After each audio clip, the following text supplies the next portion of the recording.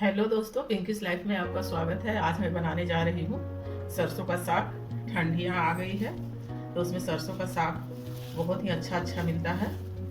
अब यही सीजन में तो मिलता है, फिर तो पूरा साल तो मिलेगा नहीं। तो जब तक है तब तक चलिए खा लेते हैं बनाकर। तो मैं यहाँ पे ली हूँ सरसों का साग। मैं ली हूँ 1 केजी के करीब है सरसों का साग।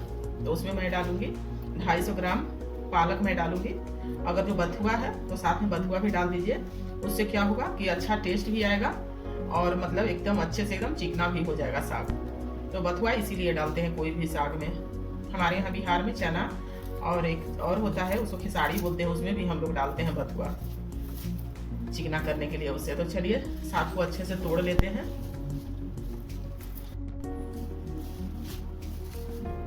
तो चलिए सारा डंठल निकाल देंगे, ज़्यादा नहीं, हाँ थोड़ा थोड़ा, ये मुलायम एकदम है डंठल।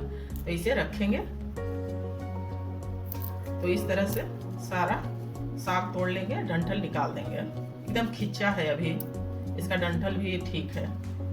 जो ज़्यादा बड़ा बड़ा रहता है ना और जुआया हुआ, उसका निकाला जाता है डंठल, लेकिन ये बहुत ही अच्छा है।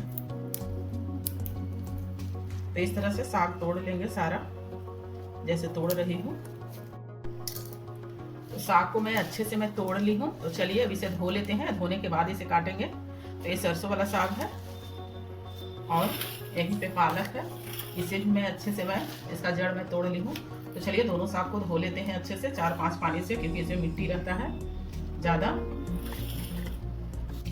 तो साग अब अच्छे से धो लिए हैं। तो चलिए अब इसे कट कर लेते हैं। साग को दोनों साग धो लिए। तो पहले सरसों साग काट लेते हैं।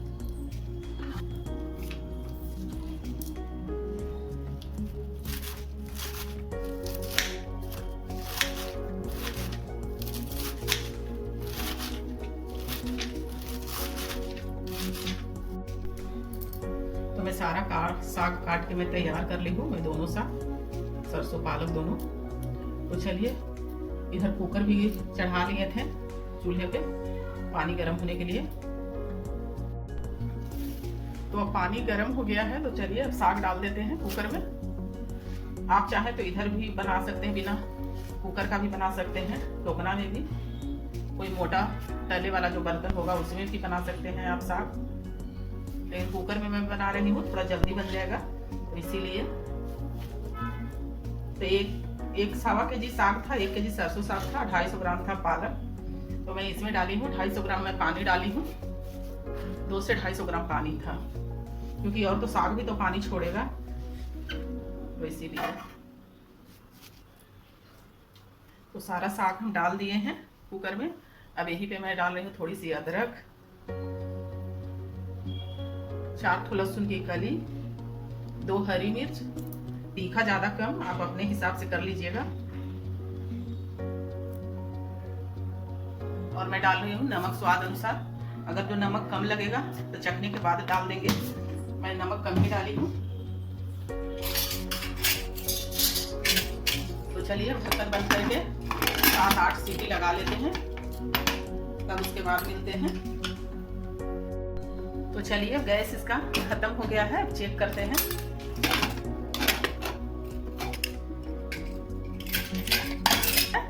तो देखिए अब इससे मिला लेते हैं साग को।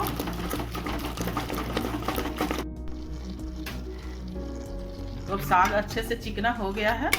देखिए देखिए इसमें पानी है, पानी अभी और सूखेगा। तो जब तक अभी पानी भी है इसमें, तो चलिए इसमें डाल देते हैं 1 चम्मच मक्की का आटा बाइंडिंग के लिए, और पानी भी खींच लेगा जो बचा हुआ है जो।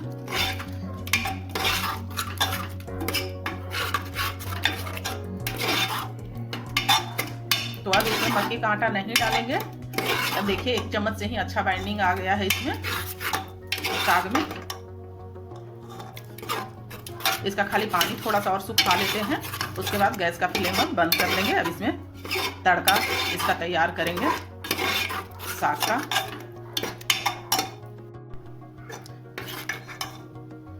तो साग बनके तैयार है। चलिए इसमें लगाते हैं तड़का। तो तड़के के लिए मैं ली हूँ प्याज, एक मीडियम साइज का, थोड़ी सी अदरक, 2 हरी मिर्च और 4-5 लहसुन के कली, सबको मैं बारीक बारीक में चॉप कर ली हूँ। और चलिए उधर कढ़ाई भी अब गर्म हो गया है। आप चाहें तो एक बार भी तड़का, अगर जो ज़्यादा साग बनाए हैं तो ज़्यादा एक बार तड़का मत लगाइएगा, क्योंकि जो इतना खाना है उतना में ही तड़का लगाइएगा और बाकी फिर फ्रिज में रख दीजिएगा और जब खाइएगा तो तड़का लगा लीजिएगा। तो चलिए अब कढ़ाई गर्म हो गया है, तो अब इसमें डालेंगे घी। तो घी गर्म हो गया है, चलिए अब इसमें डाल देते हैं हरी मिर्च, लहसुन, अदरक, ये सबको थोड़ी सी भून लेते हैं।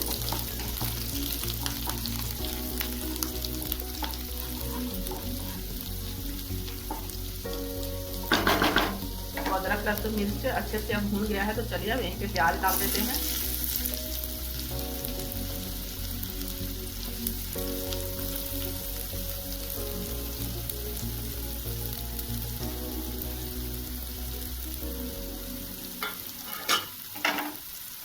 तो इसे भी थोड़ी देर भून लेते हैं, गोल्डन ब्राउन होने तक प्याज को।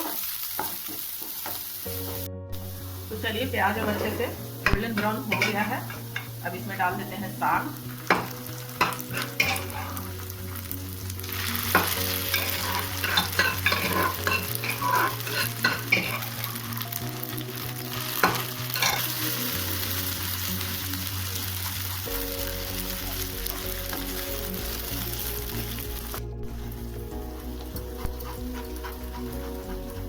चलिए अब सरसों का साग बनके तैयार है। तो जब सरसों का साग बना है तो इसके साथ मक्की का रोटी बनाते हैं साग के साथ खाने के लिए। तो रोटी बनाने के लिए मैं यहाँ ली हूँ मक्की का आटा। तो चलिए इसे गूंद लेते हैं थोड़ा थोड़ा पानी डालकर।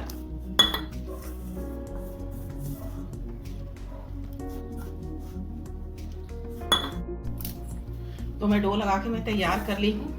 तो चलिए उधर तवा भी गर्म होने के लिए चढ़ा दिए हैं, अब रोटी बनाते हैं। इसे बेलते हैं, ये ज्यादा एकदम गेहूं के आटा जैसा तो इसका रोटी तो चिकना नहीं होगा, थोड़ा फटा फटा ही रहेगा। तो इस तरह से लोई बना लिए हैं। तो चलिए लोई को हाथ से ही फैला लेंगे, इसे बेलेंगे नहीं। ये तो ऐसे भी थोड़ा मोटा ही रहता है मक्की का रोटी। तो चलिए उधर तवा भी अब गर्म हो गया है, तो अब डाल देते हैं रोटी को। अब थोड़ी सी इसी पे हाथ से ही फैला लेंगे। तो अब एक तरफ से अच्छे से सिक गई है, चलिए इसे दूसरे साइड से पलट लेते हैं। तो अब रोटी अब दूसरे तरफ से भी अच्छे से पक गई है। तो चलिए अब इसमें लगा लेते हैं घी। ये अगर जो आप प्लेन खाना चाहते हैं तो प्लेन भी खा सकते हैं।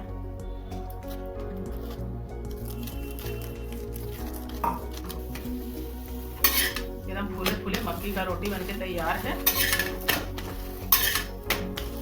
तो इसी तरह से अब दूसरा रोटी भी बना लेंगे, दूसरा तीसरा जो भी है। चलिए अब इसे अब तवा पे डाल के इसे फैला देते हैं। बेलने से अच्छा ऐसे ही रहता है। तो चलिए एक तरफ से अच्छे से पक गया है, अब इसे दूसरे साइड से भी पका लेते हैं।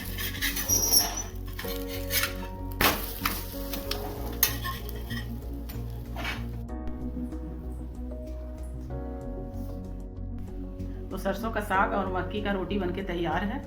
अगर इसकी रेसिपी अच्छी लगी तो लाइक कीजिएगा, शेयर कीजिएगा, कमेंट कीजिएगा और चैनल को सब्सक्राइब कीजिएगा और ज़्यादा से ज़्यादा वीडियो को शेयर कीजिएगा।